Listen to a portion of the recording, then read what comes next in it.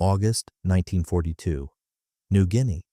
A tropical deluge lashes the Kokoda track with such force that visibility drops to 10 meters. A private of the 3rd Australian Infantry Battalion presses against a slope, attempting to reload his British Sten, only to find the magazine hopelessly jammed with mud. The mechanism, described in London catalogues as reliable and easy to maintain, has turned into a useless hunk of metal. The Japanese are 30 meters away. Every second counts. It was at this moment, according to field reports of the period, that soldiers truly began to understand why Australia needed its own gun, an ugly, homegrown contraption welded together from nothing in Melbourne workshops that weren't even supposed to exist. This is the story of the quote one, a weapon British officers dismissed as a quote two American advisors preferred to ignore, and Japanese soldiers in the jungles of the Pacific Theater feared more than almost any other Allied infantry weapon. The Austen Mark I was not just a submachine gun, it was a document of an era written in the language of weld beads, lathes, and desperation. Its history begins not in a design bureau, but at the moment Australia found itself alone facing Japanese expansion and realized help was not coming. Weapons were needed immediately, and that meant making them themselves. But before telling the story of how it was made, one must understand why it was necessary. To do that, we must go back a few years to the global collapse of military logistics that pushed the Australian continent to the brink of catastrophe. By early 1942, the military-industrial situation in Australia was, to put it bluntly, catastrophic. Britain, bleeding out after Dunkirk and surviving the Luftwaffe's Blitz, could not supply weapons in sufficient quantities to its, quote, three. The United States had only just entered the war after Pearl Harbor and was frantically restructuring its own industry. Meanwhile, in a few short months, Japan had captured Malaya, Singapore, and the Dutch East Indies. Reaching the shores of New Guinea, within direct sight of the Australian coast, 7 million people on a continent the size of Europe, an army armed with obsolete Lee Enfields and whatever could be scavenged from North Africa, and a massive gap in the supply of submachine guns, the close quarters weapons without which one is helpless in the jungle. The Sten Mark II, the British answer to the need for a cheap mass-produced SMG, was being delivered to Australia by 1942, but in insufficient numbers. Furthermore, the Sten had a reputation best described by Army slang. Soldiers called it, quote, 5 or, quote, 6. The magazine was mounted horizontally to the left, awkward and prone to misfeeds. The open bolt mechanism with a primitive safety regularly caused accidental discharges if the buttstock hit the ground. In the humid tropical climate, the Sten's simple, unprotected mechanisms rusted and jammed with frightening regularity. 1942. Kokoda. The British weapon fired when it felt like it and stayed silent when it was needed most. It is in this context that the Austen story begins, not with a stroke of genius, but with a bureaucratic war. In early 1942, the Australian Ministry of Munitions was tasked with finding or creating a submachine gun that could be produced in Australia quickly, cheaply, and in large quantities. The task seemed impossible. The country had no experience in mass-producing small arms, no suitable machine tool fleets, and no design schools. Most Australian factories produced agricultural machinery, car parts, and railway equipment, but this very circumstance, which London and Washington saw as an insurmountable obstacle, was viewed by Australian engineers as a design constraint, not a dead end. The two designers whose names would become inextricably linked with the Austen were Weisman and Keckert, employees of the Melbourne company Dyson Partners. Their task was simultaneously simple and impossible: create an SMG from scratch using production facilities never intended for weaponry. The budget was minimal. The deadline was _7_. The requirements: reliability in tropical conditions, ease of maintenance, and compatibility with the 9mm parabellum cartridge. This is where the part of the story begins that British military historians often omit from academic works. Weisman and Keckert did what any self-respecting weapon designer in London would have considered professional suicide. They took two existing submachine guns, laid them out on a table, and began cherry-picking the best parts. One was the British Sten. The second was the German MP-40, captured booty sent to Australia from North Africa for study. This hybridization of enemy and allied designs into a single frame is exactly what earned the Austen its nickname. Quote 8. But this was only the first blow to establish notions of how military hardware should be created. What did they take from the Sten? Primarily, the general concept of the bolt group and the blowback operation principle. Despite its flaws, the Sten had an extremely simple mechanical design that lent itself well to simplified production. Its scheme didn't require high-precision machining, a critical advantage for Australian plants used to tolerances calculated for farm equipment. Additionally, the Sten used 32-round magazines that were already standardized and available in the Australian supply chain. What did they take from the MP40? The most obvious feature was the folding stock. The German MP40 featured a metal underfolding stock that reduced the weapon's overall length by nearly a third. In the New Guinea jungle, where every centimeter of barrel length became a hindrance in dense undergrowth, this wasn't a luxury. It was a tactical necessity. Beyond the stock, they borrowed the general ergonomics of the pistol grip and the configuration of the trigger guard. The Germans knew how to make comfortable weapons. It would have been foolish not to exploit that. But the most interesting part is what the Australians added themselves. Here we must look closer because these innovations transformed the Austen from a mechanical compilation into a distinct tactical solution. The first and most visible difference was the magazine placement. On the Sten, the magazine stuck out horizontally to the left. While this allowed for a low profile when firing prone, it caused endless feeding issues when the gun was tilted or turned.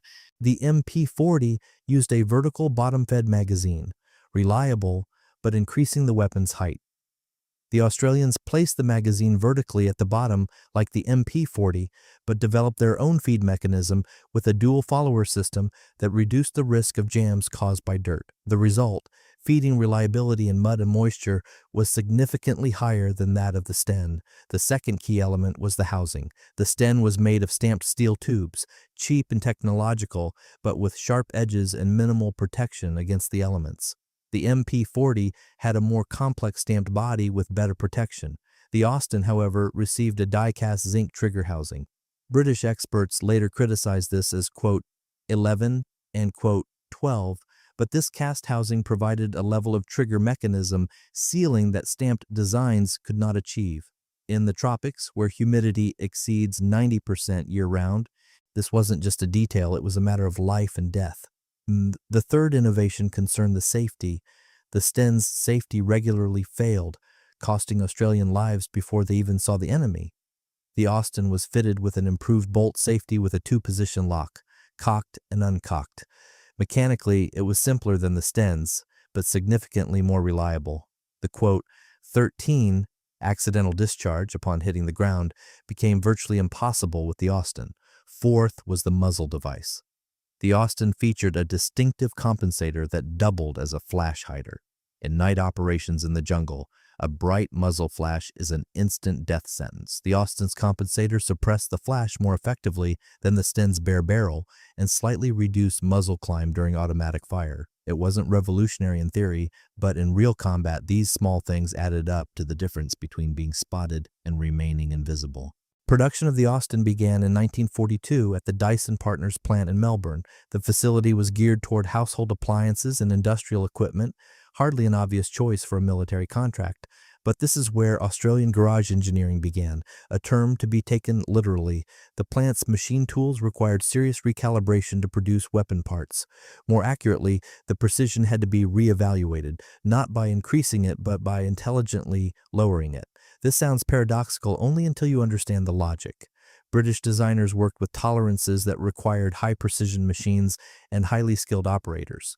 Australian engineers deliberately designed the Austen with wider tolerances so the parts could be made on standard factory equipment without specialized setups. This decision, which many critics later used as proof of the Austen's low quality, was actually a brilliant engineering compromise. A weapon with tighter tolerances works better in ideal conditions. However, in conditions of tropical contamination, mud, sand, organic debris, a weapon with loose tolerances keeps firing where a high-precision mechanism seized up. The Thompson, with its mirror-polished internals, stopped working in New Guinea mud. The Austen did not, precisely because it was cruder. Parallel to production, a bureaucratic war was unfolding. The Australian military command was split into two camps. The first understood the urgency and supported the Austen project as the only realistic way to arm the infantry. The second considered the production of a non-standard weapon impractical and insisted on continuing to wait for British Sten imports. The arguments of the second camp sounded reasonable. Standardization of ammo and parts within the Commonwealth was more important than local production. The British Sten, despite its flaws, was combat-proven. Why waste resources on a local design when an Allied solution existed? These arguments were repeated at War Council meetings and in correspondence with London. The first camp answered with numbers. By mid-1942, Australia had received about 40,000 Stens from the UK, while the requirement for frontline infantry alone was 150,000 units. The gap wasn't just there, it was growing. British industry was at its limit, supplying its own troops in North Africa and the Soviet Union via Lend-Lease. Australia was at the back of the queue. Ultimately, the decision was made not by the Council, but by the reality of the front. While bureaucrats argued over standardization, soldiers at Kokoda were using makeshift tin shields to protect their horizontal Sten magazines from mud, and it wasn't working. The Austen was given the green light. Production ramped up faster than expected. By the end of 1942, Dice and Partners had produced several thousand units. In 1943, production expanded as additional contractors were brought in. Between 1942 and 1944, approximately 26,000 Austens were produced, a modest figure compared to the millions of Stens or Thompsons, but significant for a country that hadn't produced SMGs at all 3 years prior. And now regarding the mechanics, because the Austen's mechanics are the key to why it worked where others failed. The Austen is a blowback-operated weapon, the same simple, reliable system used by the Sten and MP40. Powder gases push the casing back, the casing pushes the bolt compresses the spring, and the spring returns the bolt, chambering the next round.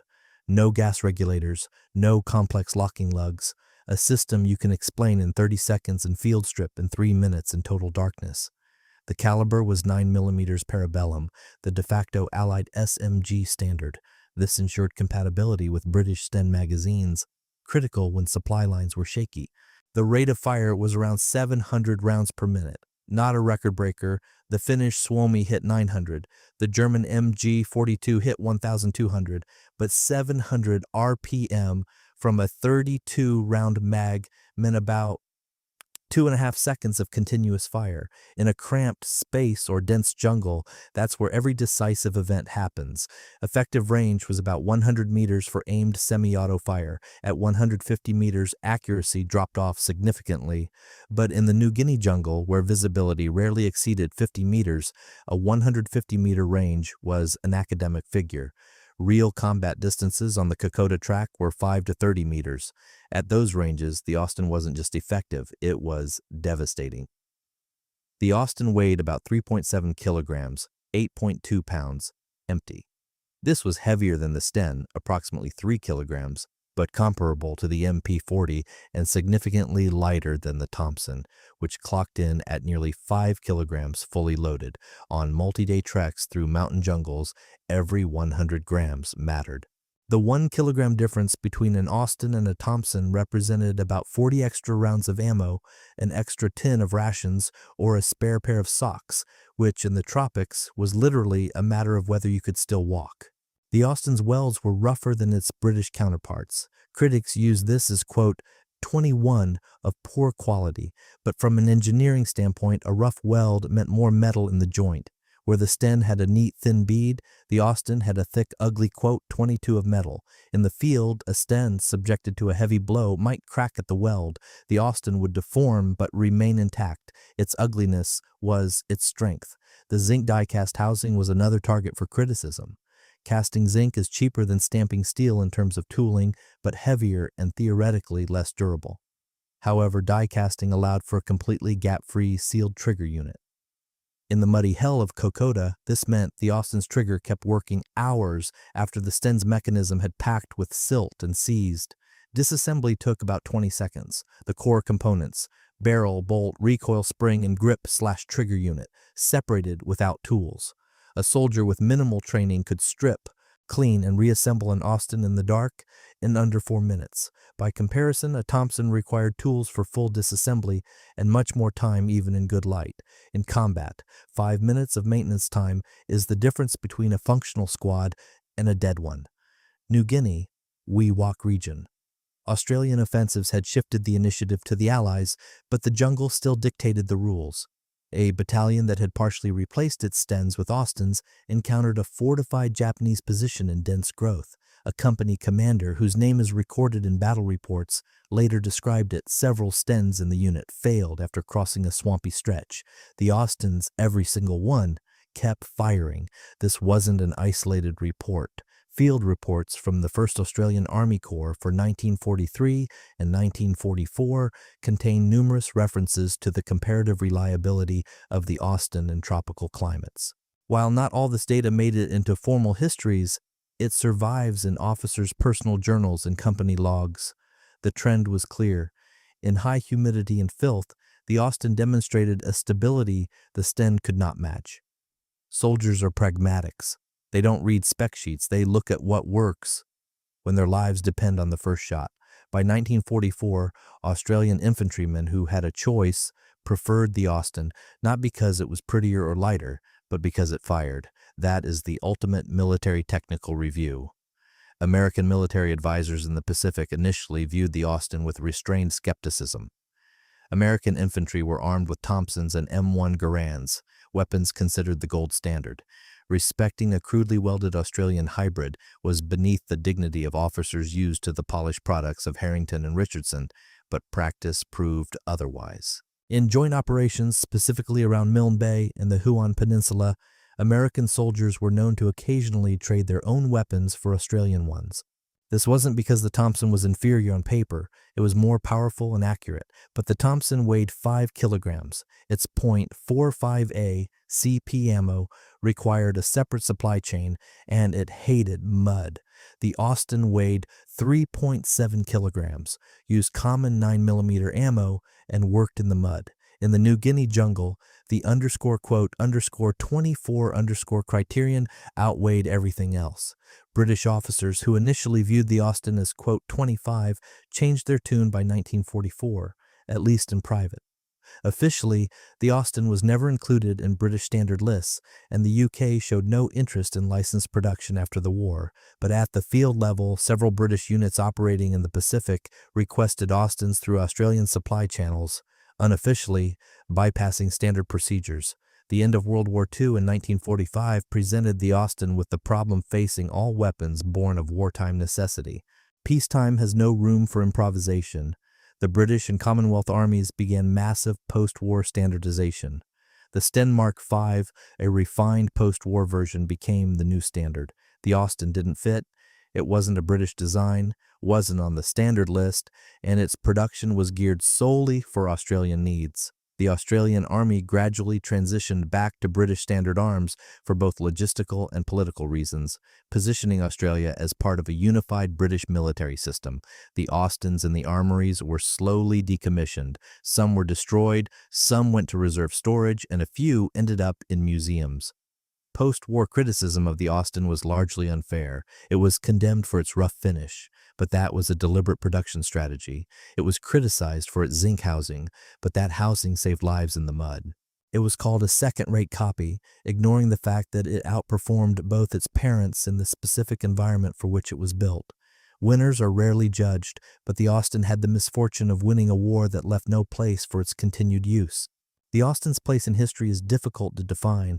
In international encyclopedias of World War II small arms, it is mentioned far less frequently than the Sten, MP40, Thompson, or the Soviet PP-Eschich. This is due to several factors. First, production volume. 26,000 units is a drop in the ocean compared to over 2 million Stens or 1.5 million MP40s. A weapon produced in such small numbers is simply less visible statistically. Second, geography.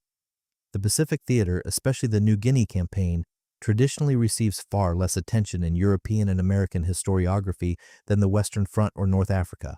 The exploits of Australian soldiers on Kokoda are legendary in Australia, but virtually unknown elsewhere, despite being strategically decisive. Third, the politics of memory.